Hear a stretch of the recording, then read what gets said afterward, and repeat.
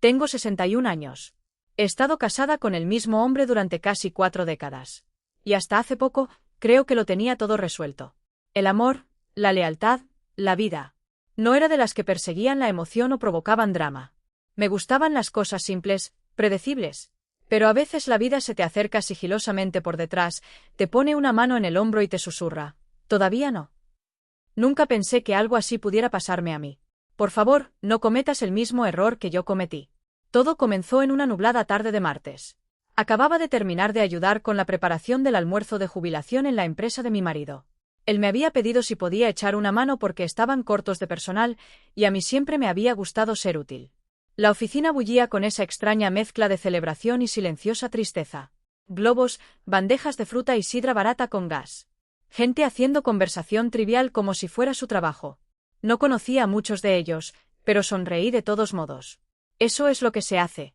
Mi marido, Mike, estaba atrapado en una conversación con el invitado de honor, y no quería interrumpir. Pensé que me escabulliría y esperaría en el coche. Fue entonces cuando escuché la voz detrás de mí. «¿Necesitas que te lleve, señora Callahan?» Me di la vuelta y vi a Nathan, uno de los compañeros de trabajo más jóvenes de Mike. Lo recordaba de un par de fiestas navideñas. Alto, cabello oscuro, siempre un poco desordenado, como si se hubiera olvidado de peinarlo, pero de alguna manera le quedaba bien. Quizás a mitad de los 30. Era educado, rápido con una broma, pero nunca demasiado atrevido. El tipo de hombre que se mezclaba hasta que te dabas cuenta de que lo estabas mirando un segundo de más. «Oh, no», dije. «Solo voy saliendo hacia el coche. ¿Puedo esperar?» Él levantó una ceja, miró al cielo. «Parece que va a llover». Estacioné cerca. No me importa en absoluto. Dudé. Realmente lo hice, pero mis pies estaban cansados y el cielo se había vuelto del color de moretones viejos. Asentí un poco. Su coche olía a menta y cuero. Limpio pero habitado. Apagó la radio tan pronto como entré, y nos instalamos en ese silencio familiar entre dos personas que en realidad no saben qué decirse. «Ayudaste mucho allí dentro», dijo después de un momento. Todos parecían apreciarlo. «Solo intenté ser útil», respondí, con los ojos fijos en el parabrisas. La lluvia había empezado a caer suave al principio. Nathan sonrió. «Eso es lo que hacen las personas como tú, ¿eh? Siempre ayudando. Siempre en segundo plano». No estaba segura de cómo tomarme eso. Personas como yo. Parecía avergonzado. No lo dije en mal sentido. Solo que no creo que la mayoría de la gente se dé cuenta de cuánto sostienen las mujeres como tú las cosas. Sentí que se me cortaba un poco la respiración en la garganta. Nadie me había dicho algo así en años, quizás nunca. Lo miré con más cuidado, tratando de leer su rostro, pero él mantenía los ojos en la carretera, firmes y calmados. «Es gracioso», dije, medio riendo. «A veces siento que me volví invisible después de los 50. Nathan me miró, luego volvió a la carretera. «No eres invisible, Nora». La forma en que dijo mi nombre me hizo sentarme un poco más erguida, como si hubiera olvidado algo y él simplemente me lo hubiera recordado. Condujimos en silencio otra vez, el sonido de la lluvia haciéndose más fuerte en el techo. Pensé que me dejaría en la puerta, pero giró por el camino lateral que llevaba directamente a nuestra casa. «¿Sabes dónde vivimos?», pregunté, sorprendida. «Te he dejado a Mike antes después del partido de béisbol de la empresa. ¿Recuerdas? No estabas en casa ese día». «Ah, cierto», dije, aunque no lo recordaba. No estaba segura de lo que se suponía que debía sentir. Entró en el camino de entrada y puso el coche en estacionamiento, pero no apagó el motor. La lluvia se había convertido en una cortina constante, lavando las ventanas en rayas grises. «Gracias por el viaje», dije, alcanzando la puerta. Pero antes de que pudiera abrirla, él habló. «Nora, ¿puedo preguntarte algo? Y puedes decirme que me calle si está fuera de lugar». Hice una pausa, con la mano todavía en el pomo de la puerta. Algo en su voz me hizo girarme. «Está bien», dije con cuidado. Me miró, no de una manera que me hiciera sentir pequeña o objetivada, sino como si realmente me estuviera viendo. Viéndome de verdad. Como a una persona, como a una mujer. «¿Eres feliz?», preguntó así, sin más. Parpadeé. Una extraña calidez se extendió por mi pecho, seguida de una ola fría de culpa. «Esa es una pregunta complicada». Él asintió, con los ojos todavía en los míos. «Creo que se supone que lo sea». No sabía qué decir. Nadie me había preguntado nunca cosas así. Asumían, adivinaban, pero nadie nunca me preguntó realmente. Lo miré y vi algo para lo que no estaba preparada. Curiosidad, gentileza, quizás incluso anhelo. No lujuria, No imprudencia, solo conexión. Sentí que se me apretaba la garganta. Debería irme. Natán asintió lentamente. Por supuesto. Pero no arrancó el coche. Solo se quedó allí sentado mientras yo abría la puerta y salía bajo la lluvia. No corrí a resguardarme. Ni siquiera me apresuré. Dejé que el agua empapara mi blusa y mi cabello y bajara por mi columna. Se sentía frío y limpio y confuso. Mike todavía estaba dentro en la fiesta. No llegaría a casa por otra hora. ¿Y Natán? Todavía estaba sentado en el coche cuando miré hacia atrás una vez. Justo antes de entrar. Esa noche, mientras estaba en la cocina secándome el cabello con una toalla, me di cuenta de algo extraño. Me sentía despierta. No dormí bien esa noche. Yacía al lado de Mike, escuchando el ritmo de su respiración, el suave ronquido apenas audible. Era un sonido al que me había acostumbrado a lo largo de los años, como un viejo reloj haciendo tic-tac en el fondo, familiar, seguro. Pero esa noche sonaba diferente, como algo distante, como un recordatorio de lo lejos que nos habíamos alejado sin nunca tener la intención de hacerlo. La pregunta de Natán seguía resonando en mi mente. ¿Eres feliz? Nadie me había preguntado eso quizás desde mis 20. En aquel entonces, la respuesta era fácil. La vida estaba llena de movimiento, llena de esperanza, criando a los niños, construyendo un hogar, riendo en la cocina sobre lasaña quemada y estrés por la hipoteca. Pero en algún punto del camino, los dos nos habíamos vuelto silenciosos en la misma habitación. A la mañana siguiente, seguí mi rutina habitual. Café, lavandería, regué las plantas junto a la ventana de la cocina. Mike me besó en la mejilla al salir, murmuró algo sobre reuniones y tráfico. Sonreí. Esa sonrisa mecánica, bien practicada. Entonces la puerta se cerró y yo simplemente me quedé allí todavía sosteniendo el paño de cocina. Una notificación vibró en mi teléfono. Natán, hola, espero no haber cruzado una línea ayer. Miré el mensaje durante un buen rato. Mis pulgares flotaban sobre la pantalla. ¿Yo? No, no lo hiciste. Solo me tomó por sorpresa. Él respondió casi inmediatamente. Natán. Eso es justo. En realidad no era una pregunta justa para hacer, pero he estado pensando en ti desde la fiesta. La forma en que te veías. La forma en que apartaste la mirada. No sé por qué lo noté, pero lo hice. No respondí de inmediato. Caminé por la sala de estar, recogí un calcetín suelto de debajo del sofá, reorganicé un marco de foto que ya estaba recto. Mi corazón latía un poco más rápido de lo que debería. Finalmente, escribí yo. No estás equivocado. He estado invisible durante mucho tiempo. Él no respondió por un rato. Lo imaginé leyéndolo lentamente, quizás pensando con fuerza en cómo responder. Cuando lo hizo, no fue lo que esperaba. Natán, ¿te gustaría tomar un café alguna vez? Solo hablar, nada más. Me senté en la mesa de la cocina, la misma mesa donde había servido miles de comidas, donde se habían soplado velas de cumpleaños, donde se pagaban cuentas y se susurraban discusiones. Y ahora aquí estaba yo mirando un mensaje de un hombre que tenía la mitad de mi edad preguntándome si quería hablar. No dije que sí, no de inmediato, pero tampoco dije que no. Ese jueves, le dije a Mike que iba a hacer recados. Me puse algo que no había visto la luz del día en años, una blusa azul marino que abrazaba las partes de mí que solía amar. Me tomé un cuidado extra con el maquillaje, aunque me dije a mí misma que era solo por costumbre. Nos encontramos en un pequeño café escondido en una calle lateral que casi había olvidado que existía. El tipo con pisos de madera y ya suave y menús escritos a mano. Natán se levantó cuando entré. Se veía recién duchado, con las mangas arremangadas, una sonrisa tranquila en el rostro. No estaba segura de que vendrías, dijo. Ni yo, respondí. Y era la verdad. Nos sentamos en un rincón tranquilo, hablamos de nada al principio, libros, clima, tráfico, pero luego la conversación se profundizó sin aviso, como pasar de una piscina poco profunda al mar abierto. Me contó sobre el divorcio de sus padres, sobre cómo vio a su madre desaparecer en el rol de exesposa y nunca volver realmente a sí misma, como ella le enseñó a notar cuando las mujeres se vuelven silenciosas en sus propios hogares. Yo le hablé de mis hijos, de cómo extrañaba cuando eran pequeños, de cómo a veces resentía su libertad, de cómo amaba a Mike, pero a veces no estaba segura de seguir conociéndolo. El café se enfrió, y aún así nos quedamos.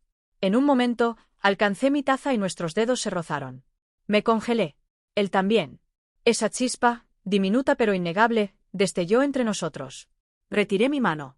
No estoy buscando nada imprudente, dije. Él asintió. Yo tampoco. Quería creer eso. Quería creer que podíamos mantener lo que fuera esto seguro, contenido. Pero algo ya había cambiado. El aire entre nosotros ya no era inocente.